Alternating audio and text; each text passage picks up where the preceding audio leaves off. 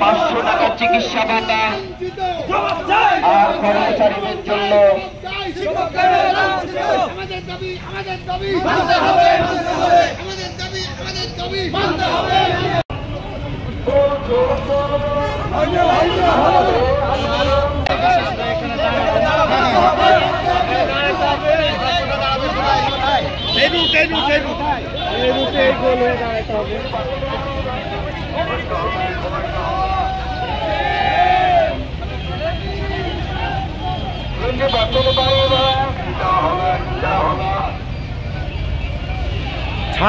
ছাতাতে মুখ দেখতে পেয়েছি না।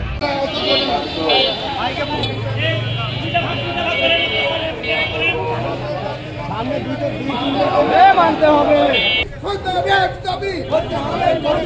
জাতীয়করণ করতে হবে শিক্ষকদের এক দাবি জাতীয়করণ আমাদের দাবি মানতে হবে মেনে নাও মানতে হবে শিক্ষকদের এক দাবি ডিজিটাল করবো শিক্ষকদের এক দাবি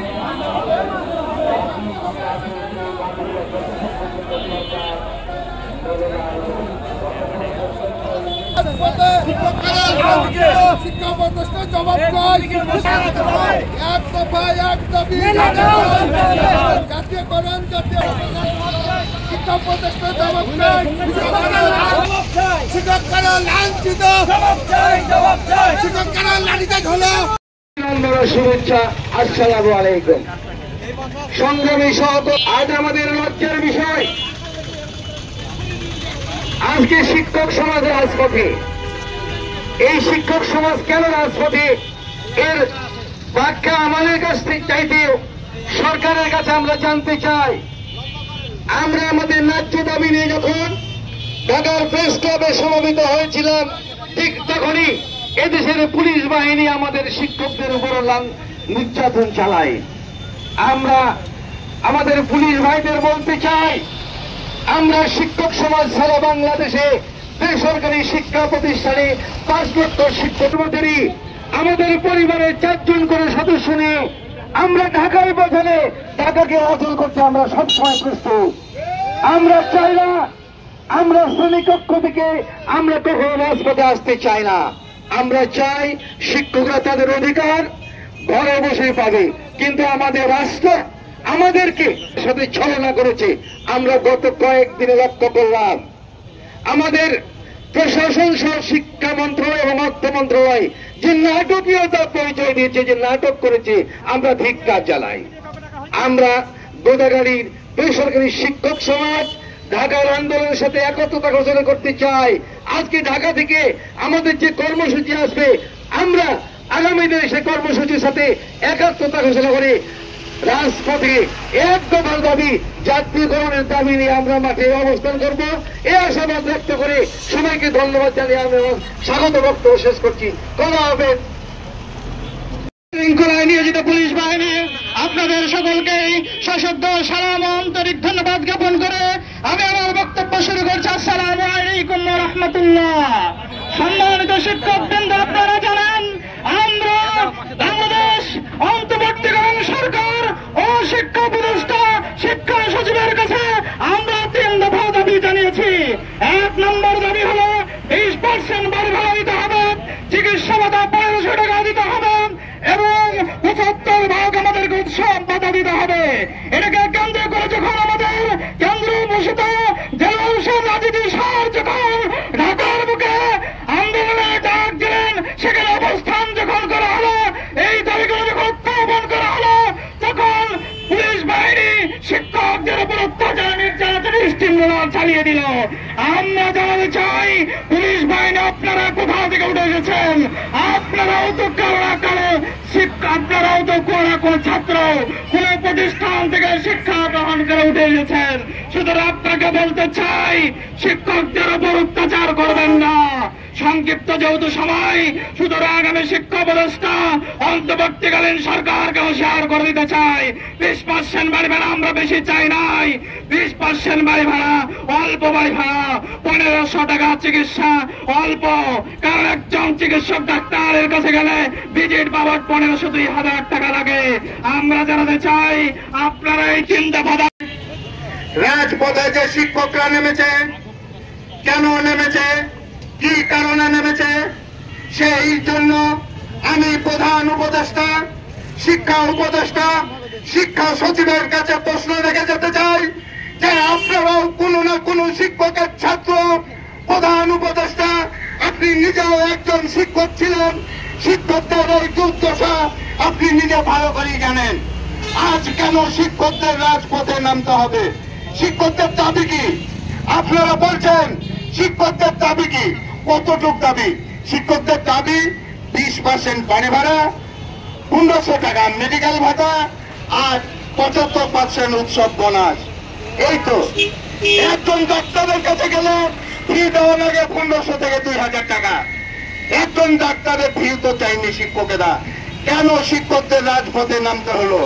শুধু তাই নয়, এই যে শিক্ষকরা ঢাকাতে কয়েকদিন ধরে পড়ে আছে, সেই শিক্ষকদের ওপর সেই পুলিশ বাহিনী নির্মম যে নির্যাতন চালিয়েছে, আমি এর তীব্র প্রতিবাদ ও নিন্দা জানাচ্ছি এবং পুলিশ বাহিনীকে পরিষ্কার ভাবে বলে দিতে চাই, আপনারাও কোন শিক্ষকের কাছে লেখাপড়া করেছেন, আপনারাও কোন শিক্ষকের ছাত্র।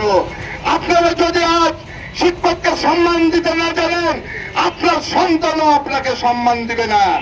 শিক্ষকরা কখনো মারামারি করে না, বিশৃঙ্খলা করে না।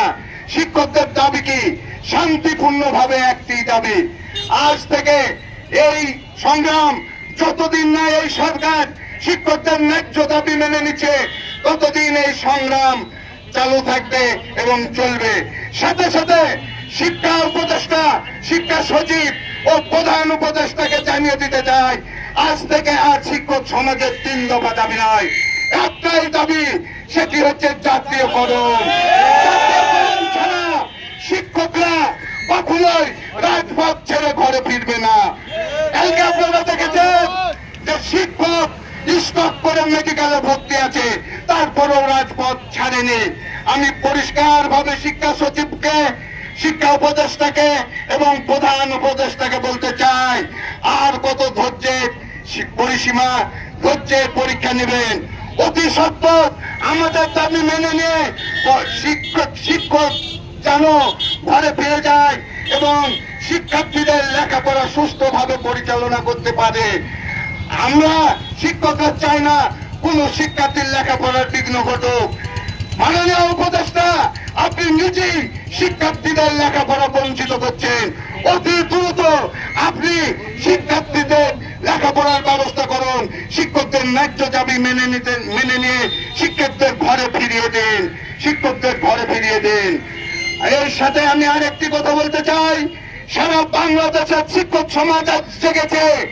এই শিক্ষক সমাজ দাবি আদায় না করে ঘরে ফিরবে না। ঢাকাতে সারা বাংলাদেশের শিক্ষকরা আছে।